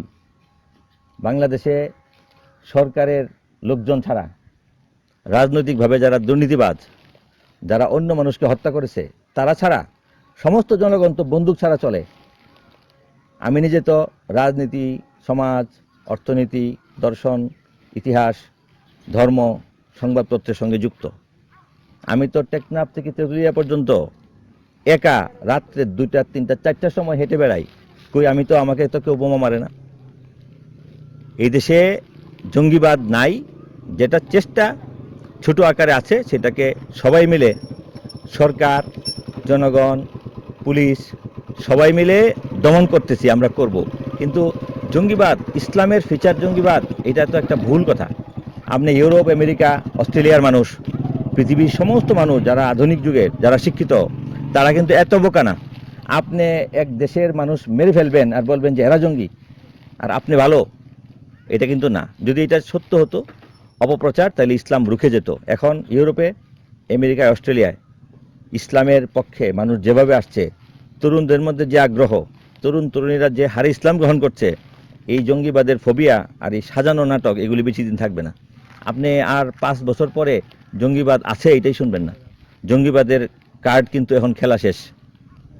শান্তি ইসলামের মধ্যে আছে এবং বাংলাদেশের মানুষ এভারেজ সবাই ভালো, সবাই কিন্তু অস্থিরতা বিরোধী, অন্যায় দুর্নীতি বিরোধী, অপশক্তি বিরোধী, দুঃশাসন বিরোধী। এই মানুষগুলি কিন্তু স্বাভাবিক শক্তি, এরাই জয়ী হবে এবং এদেরই ভবিষ্যৎ। আর যারা নিজেরা খারাপ তারা ধ্বংস হবে। প্রকৃতির নিয়ম আছে, যখন আপনার সামনে এক ঝুড়ি ফল থাকবে, যে ফলটা পচা সে নিজেই ধ্বংস হবে। যে ফলটা পচা শুরু হয়েছে সে নিজেই কিন্তু ডিকম্পোজ হয়ে মাটিতে মিশে যাবে। বাংলাদেশের সমাজে 100 লোক আছে, তো 100-র মধ্যে 2টা লোক খারাপ। সে যেই হোক, সে আওয়ামী লীগ হোক, বিএনপি হোক, মন্ত্রী, এমপি, আমলা, পুলিশ, এসপি, ডিসি, যেই হোক, সেই পচবে, তার ফ্যামিলি পচবে। যে নিজে খারাপ, যে পোকা খাওয়া আপেল, সে পচবে। আর যারা ভালো তারা থাকবে। এটাই কিন্তু কোরআনের মধ্যে আল্লাহ বলেছেন যে আম্মা জাবাদু ইয়াজহাবু জুফাআন ও আম্মা মা ইয়ানফাউন নাস ফায়ামকুসু ফিল আরদ। যেটা চিটা এবং যেটা খারাপ সেটা উড়ে যাবে, যেটা ভারী ধান সেটা মাটিতে থাকবে। বাংলাদেশে যারা ভালো লোক তারাই থাকবে, যারা খারাপ লোক তারা যত শক্তিশালী হোক তারা থাকবে না। পৃথিবীর মধ্যেও যারা ক্রিমিনাল, যারা পরাশক্তি, যারা অন্যায়ভাবে হামলা করে, যারা অস্ত্র দিয়ে অন্য দেশ দখল করে, তারা যতই গলাবাজি করুক তারা শেষ হবে। সাধারণ মুসলমান, সাধারণ মানুষের জয় হবে, এটাই নিয়ম। আধুনিক বিশ্বে একটা ওই যে গণতান্ত্রিক যে ইগুলি হয়, নির্বাচনগুলি হয়, ইসলামপন্থীরা অংশগ্রহণ করে বিভিন্ন দেশে, আমাদের দেশও আছে। আপনি ব্যক্তিগতভাবে কি এগুলি সাপোর্ট করেন কিনা, যে সরকারের অংশদারিত্ব দরকার আছে, মানে এই বিপ্লব বা অন্যান্য উপায়ে ক্ষমতায় না যে গণতান্ত্রিক যে পদ্ধতিগুলি আছে সেখানে অংশগ্রহণ করবে ইসলামপন্থীরা? আপনি যেহেতু বিভিন্ন দেশে যাচ্ছেন ইসলামী আন্দোলনগুলি, বাংলাদেশে, এটা কি আপনি কেমন মনে করেন যে আসলে এটা কোনো আবার অনেকে আমরা মনে করি যে এটা কাফের বা এটা এগুলি এটা পদ্ধতি ঠিক এটা না? কোনো এটা কোনো মৌলিক প্রশ্ন না। আসলে ইসলাম একটা পথেই কায়েম হয়, সেটা হলো বিপ্লব। ইসলাম একটা পথেই কায়েম হয়, সেটা হলো বিপ্লব। বিপ্লব অর্থ কি? আমরা মনে করি মারামারি। বিপ্লব অর্থ মারামারি না। বিপ্লব অর্থ পরিবর্তন। একটা লোক খারাপ, আজকে সে ভালো হয়ে গেছে, এটা বিপ্লব। একটা লোক ডাকাত ছিল, আমার কথায় সে আজকে তওবা করলো, এটা বিপ্লব। একটা লোক সন্ত্রাসী মস্তান ছিল, কালকে সে ভালো হয়ে গেছে, এটা বিপ্লব। একটা সমাজ মাদক দ্রব্য ব্যবহার করতো, তওবা করে ছেড়ে দিছে, এটা বিপ্লব। একটা সমাজের নারীদের চরিত্রহীন ছিল, তারা আজকে ভালো হয়ে গেছে, এটা বিপ্লব। এটা ইসলাম। তো ইসলামের বলতেছিলাম যে একটাই পদ্ধতি, সেটা বিপ্লব। মননের জগতে বিপ্লব, চিন্তা এবং চরিত্রে বিপ্লব, এবং ডিসিপ্লিন যেটা বাইরে সিস্টেম, সেখানেও বিপ্লব। এখন এক জায়গায় যদি নির্বাচনের দ্বারা কিছু অগ্রসর হওয়া যায় তারা হবেন, এক জায়গায় যদি শিক্ষা আন্দোলনের দ্বারা হওয়া যায় হবেন, এক জায়গায় যদি সশস্ত্র বিপ্লব চলতে থাকে সেখানে হবেন, এক জায়গায় যদি অর্থনৈতিক প্রতিষ্ঠার দ্বারা হয় সেখানে হবেন। ইসলামের জন্য বৈধ সব পন্থা গ্রহণ করা যায়। কিন্তু এখানে এটা করলে কাফের হবে, সেটা করলে ইসলামের ক্ষতি হবে, এগুলি আসলে খুব দ্রুত বলা ঠিক না। ইসলাম একটা বড় তাত্ত্বিক বিষয়, আদর্শিক বিষয়। এটাকে পরিপূর্ণভাবে না জেনে কথা বলা যাবে না। যে ব্যক্তি ইসলামের রাজনৈতিক ফেকা জানেন না, ইসলামের সাম্রাজ্য সম্পর্কিত ফেকা জানেন না, অর্থনৈতিক ফেকা জানেন না, এবং ইসলামের আন্তর্জাতিক সম্পর্ক বিষয়ক ফেকা জানেন না, উনি কীভাবে বলবেন জায়েজ না জায়েজ? কাজে এই সমস্ত চটুল এবং দ্রুত যে ফতোয়া, সেগুলি বর্জন করতে হবে। আমাদের যে সমাজে মুসলমান বসবাস করে সেই সমাজে তার অগ্রসর হওয়ার জন্য বৈধ পন্থা সে গ্রহণ করবে। যেখানে নিয়ম মারামারি, সেখানে মুসলমানরা মারামারি করবে। এখানে যদি মারামারি শুরু হয় তাহলে আপনার অংশ আপনি নেবেন না। যেখানে আইনের যুদ্ধ, সেখানে আইনের যুদ্ধ করবে। যেখানে শান্তিপ্রিয়ভাবে নির্বাচন হয় সেখানে নির্বাচনে যাবে। যেখানে নির্বাচন নাই, যেখানে গণতন্ত্র নাই, যেখানে ক্ষমতার পালাবদল নাই, সেখানে তারা তাদের পদ্ধতিতে বিপ্লব করবে। অবশ্যই কোনো অপরাধের সঙ্গে না। মুসলমানরা রাজনীতিতে পাপ করতে পারবে না, এবং অন্যায় যাকে বলে, আইন লঙ্ঘন যাকে বলে, বিশৃঙ্খলা যাকে বলে, ফাসাদ যাকে বলে, তা করবে না। কিন্তু ইসলাম অনেক বড়। যেখানে ইসলাম অগ্রসর হওয়ার জন্য যে পদ্ধতি প্রয়োজন, যদি সেটা তৎকালীন আলেম ওলামারা মনে করেন করা উচিত তাহলে করবেন। তাদেরকে কাফের ডাকা, এই পথ ইসলামী নয়, এগুলি হলো খুবই হালকা কথা। এগুলি অযোগ্য লোকেরা বলে, যারা জানেই না যে হারাম অর্থ কী, কাফের অর্থ কী তাও জানে না, আমার মনে হয়। এখানে একটা সংযোজনী আছে, অনেকে বলে যে ইসলামটা আসলে তো উলামা শ্রেণী বা তাদের বাসায় মোল্লা শ্রেণী কক্ষিগত করে রাখছে, তাদের বিষয়। আসলে ইসলাম কি আসলে সাধারণ শিক্ষিত মানুষের জন্য না? আপনার কথা তো একটা ব্যাপকতা পেলাম আমরা, যে ব্যাপক আসলে জিনিস। আপনার যে প্রশ্ন, হ্যাঁ। এটা একটা ভুল প্রশ্ন। কেউ যদি বলে যে চিকিৎসাটা কি ডাক্তাররা কক্ষিগত করে রাখবে নাকি সবাইকে দিয়ে দিবে, স্বাস্থ্য সবার জন্য, কিন্তু চিকিৎসা সবার জন্য না। ইসলামের অনুসরণ এবং ইসলামের পালন, ইসলামের দ্বারা উপকৃত হওয়া সবার জন্য, কিন্তু ইসলামের পরিচালনা, ইসলামের এলমের গবেষণা, ইসলামের সিদ্ধান্ত, ইসলামের উসুল, এগুলি আলেমদের কাজ। আলেমরা কক্ষিগত করে ফেলছে, ওনারা নিয়ে নিবে। ওনারা আজান দেখ না মসজিদে। আমি বলি 4.5 লাখ মসজিদে মুয়াজ্জিনদেরকে অফ করে দিই, এক সপ্তাহ জনগণ আজান দেখ না। ইমাম সাহেবদেরকে ভালো না লাগে, এক সপ্তাহ অফ থাকুক, অন্যরা নামাজ পড়াক না 7 দিন। পারবে কেউ? কাজে যারা যে কাজ করে তাদেরকে কাজ করতে দিতে হবে, যে স্পেশালাইজড তারাই মালিক, এটা তো না যে ডাক্তাররাই শুধু চিকিৎসা করবে আমরাও করব। করেন আপনারা, আপনারা সুস্থ থাকেন, ডাক্তারদেরকে চিকিৎসা করতে দেন। বিমান শুধু পাইলট চালাবে কেন? আমরাও চালাবো, চালান। তাহলে আলেম ওলামারা যে জীবন দিচ্ছে এখানে, তারা স্পেশালাইজড শিক্ষিত, তারা এটার জন্য কুরবানি দিচ্ছে, ডেডিকেটেড। তাদেরকে বাদ দিয়ে আপনারা বসতে চান কেন? পারবেন না তো। হ্যাঁ, আপনারা আলেম হন, হয়ে আসেন, নাহলে আলেমদের নেতৃত্বে চলেন। এইভাবে বলা যে ওনারাই কক্ষিগত করছে, অন্যরা পারবে না, ওনারা পারবে। এখন ইসলাম সম্পর্কে আপনি কয়েকটা সাদা পৃষ্ঠা পড়লেন, পরে কালকে চিন্তাবিদ হয়ে গেলেন। আর ওই লোক যে 22 বছর পড়লো, দুইটার মধ্যে পার্থক্য আছে না? আপনি ওষুধ বিক্রি করতে পারেন, না পা কিনে খেয়ে ফেলছেন, এতটুকু তো আপনার আছে অধিকার। কিন্তু নাপাটাকে আবার চেঞ্জ করে নতুন করে বানাবেন, নাপার মধ্যে কোনো উপাদান অ্যাড করবেন, নাপার মধ্যে ওষুধের পাওয়ার কমাবেন, এটা তো কেমিস্ট্রি হতে হবে, কেমিস্ট হতে হবে। আপনি তো স্বেচ্ছা নিজে পাতার রস দিয়ে করতে পারবেন না। তো সব জায়গায় নিয়ম মানেন, ইসলামের মধ্যে এসে খাবলা মানেন কেন? আপনার একটা বই, প্রিয় পদরেখা, এই বইটি প্রকাশ হয়েছে রাহনুমার প্রকাশনী, ইসলামী টাওয়ার বাংলা বাজার থেকে। আমাদের বিশেষ লেখক প্রিয় পদরেখা, এর মধ্যে অনেক স্মৃতিচারণ আছে। আমরা এই বইটা পাঠককে বলবো পড়ার জন্য। তো এই বইটি নিয়ে আমরা একটু শেষের দিকে আছি। এই বইটার মধ্যে আমরা দেখছি মৌলানা মহিউদ্দিন খান এবং হারুন ইসলামাবাদী রহমতুল্লাহ আলাই, আবু সাইদ উমর আলী, শেখুল সাল্লাম আজিজ রহমতুল্লাহ, মুফতি আমিনী, অনেকের আপনি আসলে কাছে মনে করতেন এবং আপনাকে অনেক স্নেহ করতেন। আপনি অনেকের কাছাকাছি মানে কাজও করছেন সহকর্মী হিসেবে।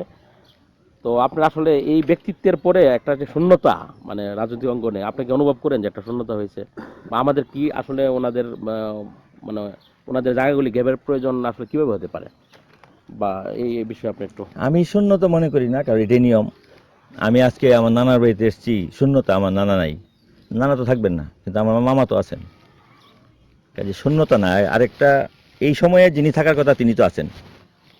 যেদিন আমার মামা থাকবেন না, আমি থাকবো না, সেদিন হয়তো আমার সন্তান এখানে আসবে, তা আমার মামার ছেলেরা আছে। পৃথিবীতে কেউই অপরিহার্য না। যদি হতো তাহলে আল্লাহ রসুলের মৃত্যু হতো না। হযরত উমর, উসমান, আলী, আবু বকরও কিন্তু বিদায় হইতেন না। আবুল হাসান নদভী যার কথা বললেন আজকে মৃত্যু দিবস, উনিও কিন্তু যেতেন না। আজকের পৃথিবী যা চায় সেরকম নেতৃত্ব আজকে আছে। জাতিজনক বঙ্গবন্ধু নাই, কিন্তু শেখ হাসিনা আছে। তো উনি যেদিন থাকবেন না, 10, 20, 30 বছর পরে, তখন তার চিন্তা লালন করার জন্য অন্য কেউ আসবে। তার সন্তানও আসতে পারে বা অন্য কোনো লোকও আসতে পারে। তাইলে এই শাইখুল হাদিস, মহিউদ্দিন খান, মৌলানা আমিনী, মৌলানা ওবায়দুল হক সাহেব, যাদের কথা বললেন, ওনারা তো থাকবেন না। ওনাদের আদর্শটাকে আমি একটু লিখে রাখলাম। আজকে যে সমাজ, এখানে যাদের প্রয়োজন তারা অগ্রসর হবে, আপনি হবেন, উনি হবে। কাজে এই শূন্যতা হলো খালি হয়ে গেছে, ওনারা যেহেতু নাই, কাজে কাজ চলবে না, এই কথাগুলি বলা কিন্তু ইসলামে নাই। আজকে যিনি আছেন তিনি করবেন এবং তিনি যোগ্যও হবেন। আর তাকে এই জায়গায় যারা অতীতে ছিলেন তাদের সঙ্গে একটা লিঙ্ক থাকতে হবে। এই জন্যই কিন্তু স্মৃতিচারণমূলক বই লেখা, যে তাদের জীবনে তারা কিভাবে কাজ করতেন, এটা যেন আজকের তরুণ নেতৃত্ব শিখে এবং হয়তোবা তারা আরও ভালো করবে। কোনোদিনই এমন না যে যিনি এখন আছেন ইনি ভালো, সামনে ভালো হবে না, এরকম না। পৃথিবী তো এগিয়ে যাচ্ছে, কালকের চেয়ে আজকের নেতা আরও ভালো হবে এবং হতে হবে। সেই কোয়ালিটি হওয়ার জন্য সবাই মনোযোগ সহকারে কোরআন সুন্নাহ অনুসরণ এবং নিজের কাজ ভালোভাবে করার যে চেষ্টা, এটাই ঠিক। এখানে শূন্যতা বা আগে যারা চলে গেছেন তাদের জায়গা আর পূরণ হবে না, এই কথাটা হতাশার কোনো কথা আমি মনে করি না। আচ্ছা, এই বইয়ের মধ্যে এক জায়গায় আমরা পেয়েছি যে আসলে আপনার 1999-এ যে আবুল হাসান নাজিব রহমতের ইন্তেকালের যে বছর আর কি, তখন আপনি যাওয়ার জন্য ওই চেষ্টা করছিলেন আর কি, হযরত মাওলানা আবু সাইদ উমর সব। আমারও আসলে বিষয়টা, আমি যাওয়ার চেষ্টা করছিলাম ওই সময়, শরীফ মোহাম্মদ ভাই, এরপর আরিফ মোহাম্মদ। আসলে আপনি এই যে যেতে পারলেন না, এটা একটা আপনার কি একটা মানে একটা বিরহ কাজ করছে মনে হয়? আমি সব কিছু খুব স্বাভাবিকভাবে নেই, আমি একজন প্র্যাকটিক্যাল মানুষ। আমি চেষ্টা করলাম, হয় নাই, হয় নাই এই জন্য আমার দুঃখ বোধ, আমার ক্ষতি হয়ে গেল, আমি পারলাম না, এটা আমি চিন্তা করি না। কারণ হাদিস শরীফে আছে, যদি তুমি কিছু করতে চাও, না পারো, তাহলে এটা বলো না যে এটা কেন হলো না। যদি এটা করতাম তাহলে এটা হইতো, যদি এটা না করতাম তাহলে এটা হইতো না, এটা বলবা না। যেহেতু হওয়ার নাই, কাজে হয় নাই। আমি চেষ্টা করেছি, কিন্তু ওনার সঙ্গে আমার শেষ দেখা হয় নাই, এটাই ভাগ্য ছিল। আর এই জন্য আমার কষ্ট করে মন খারাপ করে বসে থাকার সুযোগ নেই। আমাদের দৌড়তে হবে, কাজ করতে হবে। যা হয়েছে আলহামদুলিল্লাহ, যা হয় নাই সেটাও আলহামদুলিল্লাহ। কাজেই আমার যাওয়া হয় না, এই জন্য আমি দুঃখ পেয়েছি বটে, কিন্তু সেটা তো হবে না। যেখানে যাওয়ার কথা সেখানে যাওয়া হবে।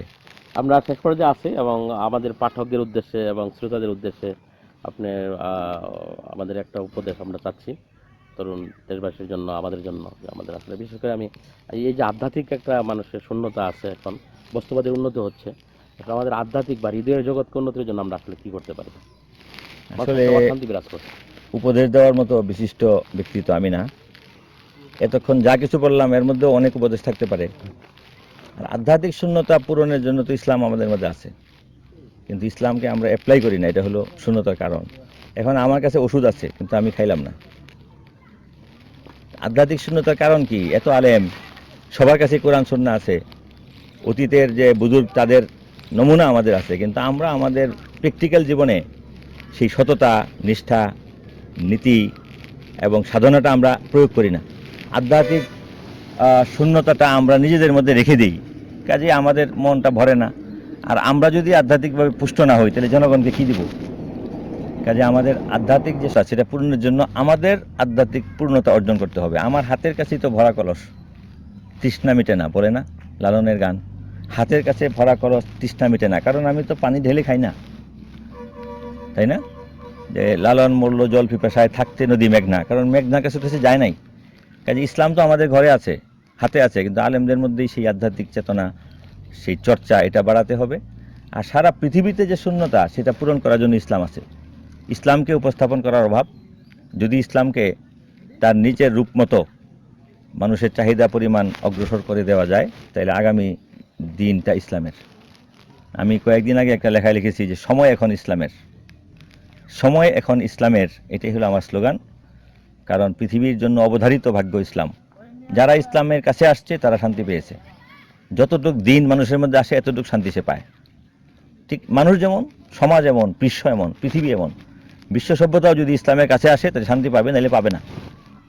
কাজেই আমি সবাইকে বলবো যে ইসলাম গ্রহণ করেন, এবং ইসলামের অর্থ হলো তাকওয়া অর্জন করা, আল্লাহর ভয়ে নিজেকে সঠিকভাবে সতর্কতার সঙ্গে পরিচালনা করা।